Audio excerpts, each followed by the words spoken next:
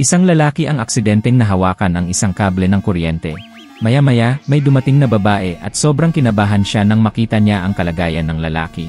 Kahit nanginginig sa takot, kumuha siya ng piraso ng kahoy na malapit sa kanya at sinubukan niyang dahan-dahang alisin ang kamay ng lalaki sa kable, pero hindi talaga gumana. Kaya, sa sobrang panik, sinimulan niyang hampasin ang lalaki. Matapos ang ilang sandali ng paghampas, sa wakas ay natanggal din niya ang kable. Pagkatapos noon, dali-dali siyang tumawag sa 911. Pagdating ng mga responder, agad nilang tiningnan ang kalagayan ng lalaki, pero nagulat ang lahat dahil kahit akala nila ay nakuryente siya, normal pa rin ang tibok ng puso at presyon ng dugo niya. Lalo silang nagtaka nang masuri pa nila ang lalaki dahil may nakita silang marka sa kanang kamay niya at mga gasgas sa ilang bahagi ng katawan niya. Nang tanungin ng babae, sinabi niya na gusto lang daw niyang iligtas ang lalaki sa pagkakakuryente. Ngunit may isang bagay na hindi tugma, wala ni kahit anong bakas ng paso sa mga kamay ng lalaki at ang kable na hawak niya ay hindi naman pala nakakabit sa kuryente. Doon napagtanto ng mga bumbero na hindi pala talaga nakuryente ang lalaki, kundi inatake siya ng epilepsy, kaya walang saysay ang paghampas ng kahoy sa kanya.